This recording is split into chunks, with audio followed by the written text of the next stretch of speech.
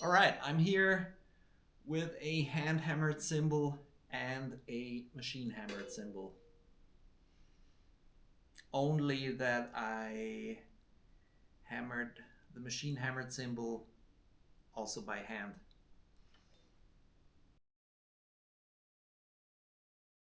It's a hand hammered, machine hammered like cymbal.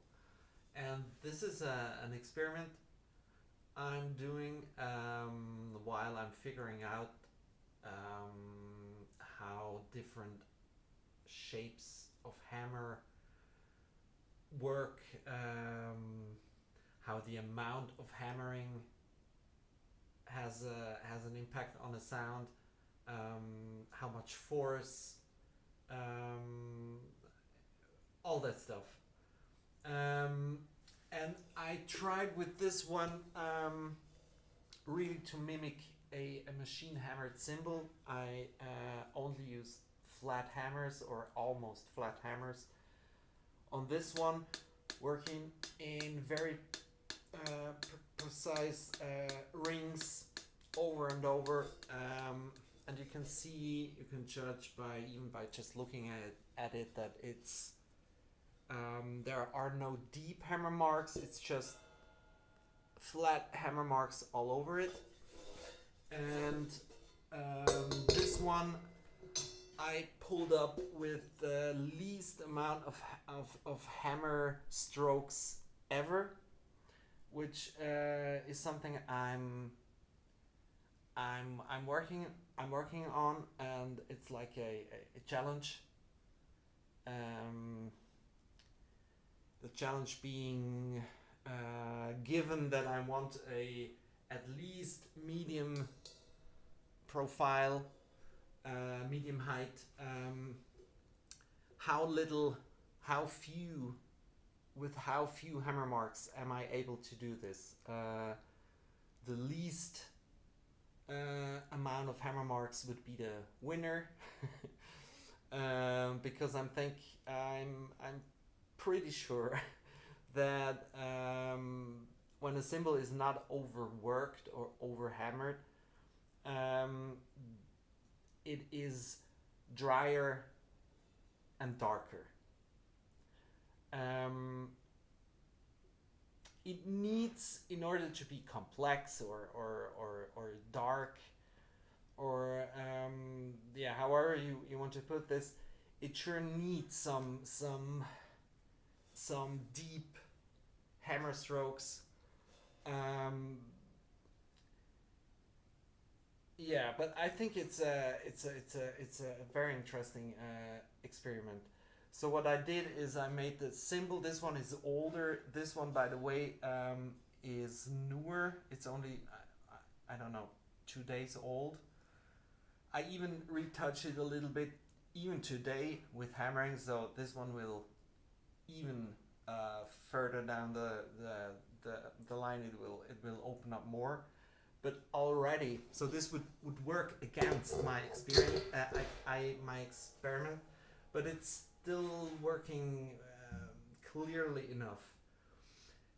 I made those, tried to do the same, reach the same profile, more or less the same bell, both hand hammered, and then I just removed the crust on both, so there are still there's still a little bit of crust on there, and this is how they sound. So listen um, for the mid range, uh, which is more present in this one, and you can already tell, even though it's still thick, uh, it's there is some complexity and some crazy wash and some growly stuff going on, ready to even further to be pulled out more with more lathing and stuff. But it's in there. Whereas this one is clean.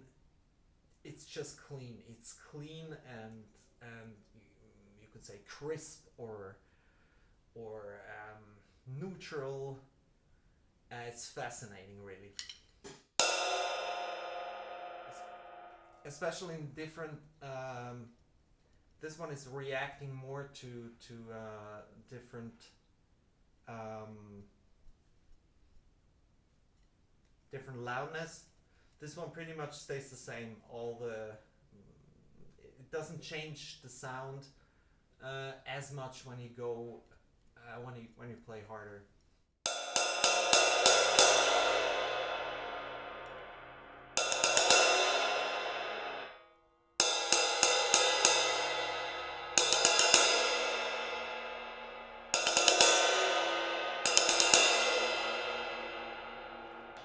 And this will, as I said, this will open up even more. But already you can tell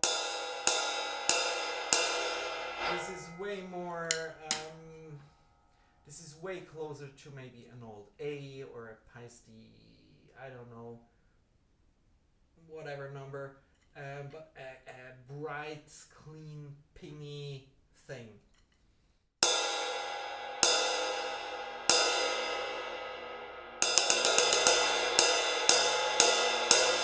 With not as much grit or edge, or I don't know. I don't even know how to name those characteristics.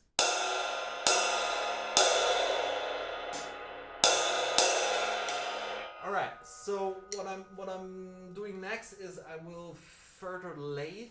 I will do a little more of lathing, but just a tad. I just want to remove the crust fully, but not go any further, or a lot further. I will add maybe a little bit of tapering, and that's that. And then I'll come back, and I think that we're going to hear this difference even more. And a word on the kind of hammering I'm doing and the amount of force I'm using. I'd say both of these cymbals are made with the same amount of strength, or smack, and both of the cymbals I made with a lot of force. But it feels different when a hammer is pointy. Like on this one, I use pointier hammers. They sink into the bronze, and it does not feel as crazy of a hit. It dampens, and it's physical. It's pretty crazy, but yeah. This one, on the other hand, feels a little. It feels much harder on the body, and I don't think it's very healthy. Or I haven't found a proper way to do this kind of stuff. This is all with full contact or perfect contact on the anvil, flat hammer, super hard strokes, one after the other, over the whole cymbal. And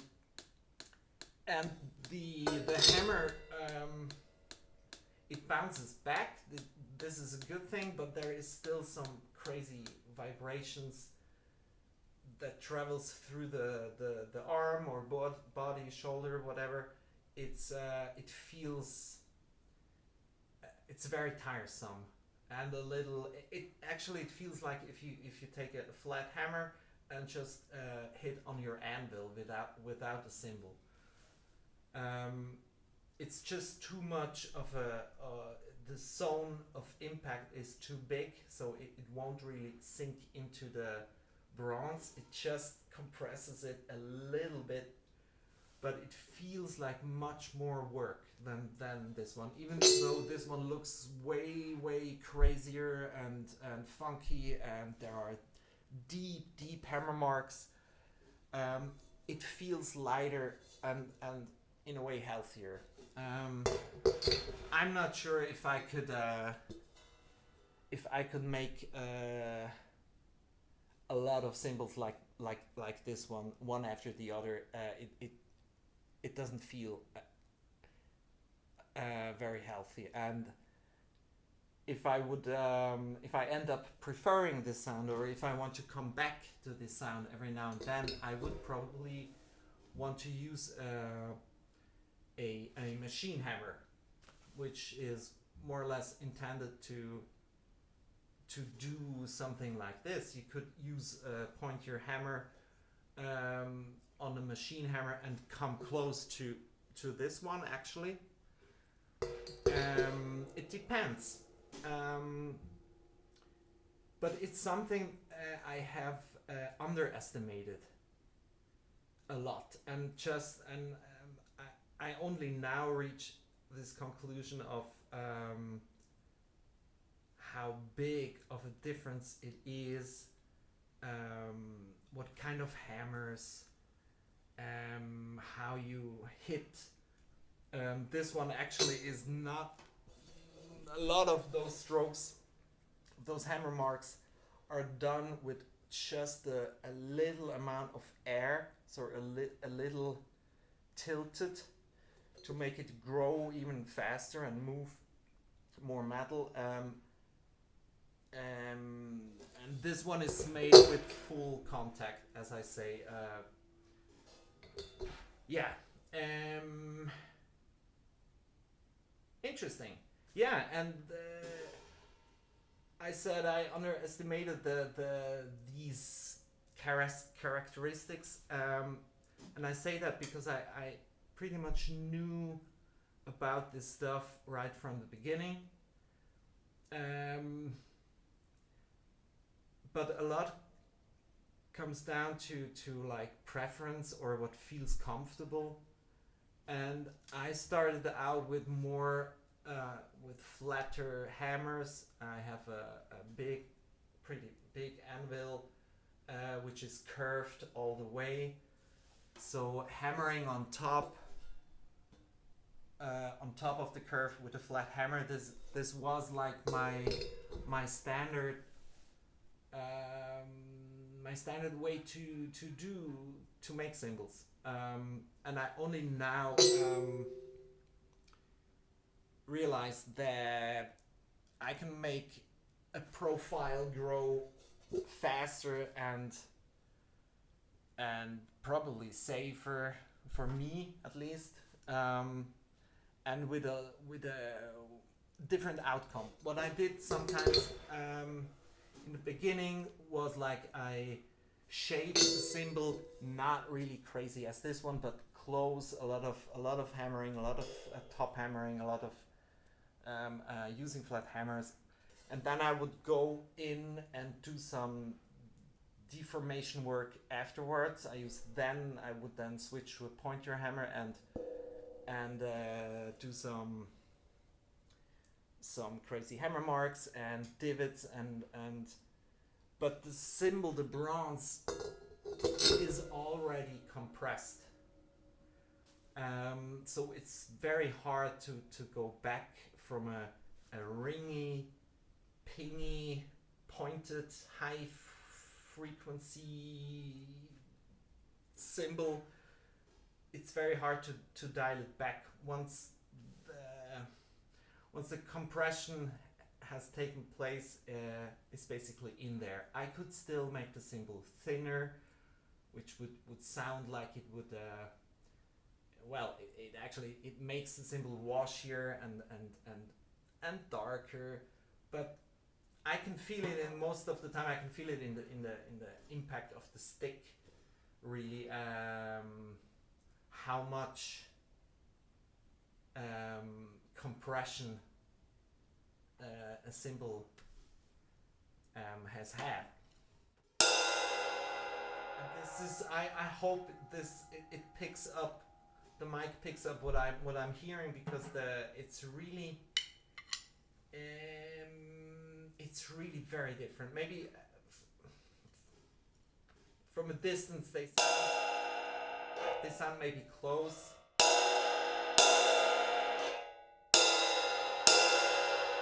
But to me, sitting here, it's very clear. We have a potential for a complex, growly cymbal, and we have potential for a very clear, bright sounding, neutral sounding cymbal, which is nice too.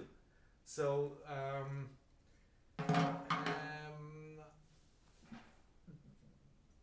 it depends on the situation. A cymbal like this could work very well in loud settings or in certain styles of music, and even in jazz, in a big band, or it doesn't have to be so thick. Like this is still pretty thick. I can make it thinner and keep some of the shiny brightness, like in an old A. I like old A's a lot, and they are not really, I don't know what the right word would be. They are not as magical maybe, but they have just a nice shimmer. It's bright, it's pingy, it's clear, and those are not just. This doesn't mean that it's boring. It's just another sound than something like this. Yeah. So I do some more lathing, and I'll come back. All right, back from lathing. I removed the cross completely on both, and I did a little bit of tapering from the underside. Not too much. They are both 18s, by the way, and they are still heavy, like 1700 something. And what's interesting is this one kept the tone it has. It just got a little softer. It opens up more now after the lathing.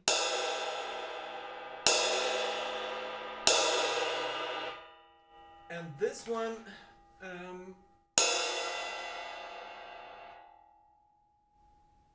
it almost seems, it feels like the crust had a dampening effect on the high frequency on this one.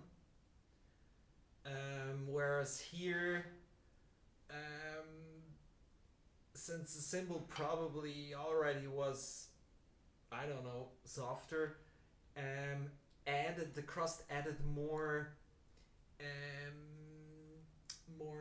clarity or high frequencies actually in this one. And when I removed it, now it's the same or a little more mellow, and this one actually just keeps opening up and hissing more. You can hear it's still dry from lathing and also from the hammering of today.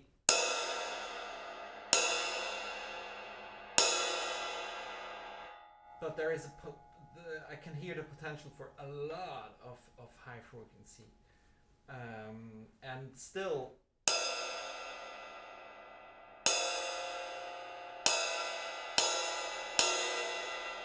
very neutral.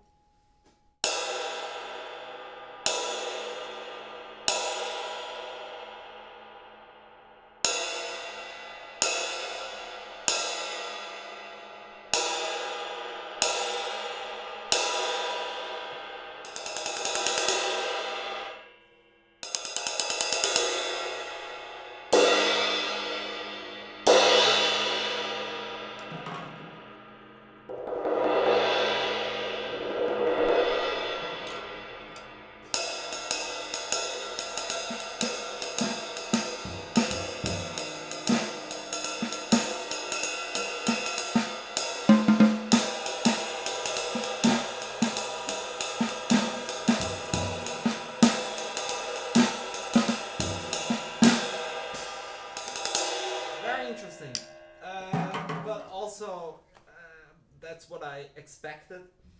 I just want to hear it one more time,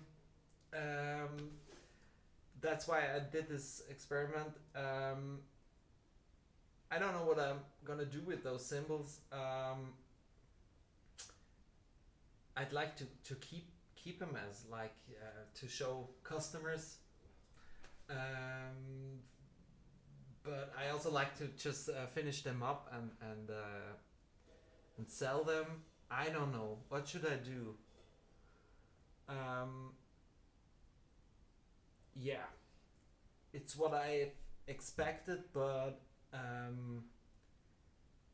even a little bit more. It's more extreme than what I thought it would be.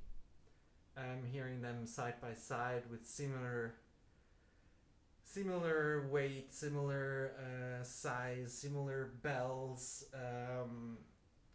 Just the hammering that are very different. And so it's the sound, and it will be even more extreme in a week or so when this one has fully opened up.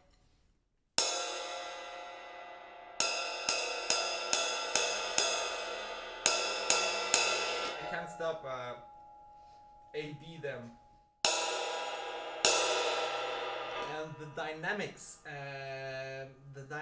are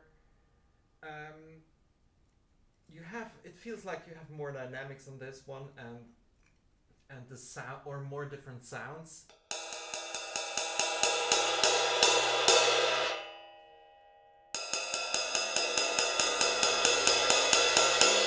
This kind of stays the same.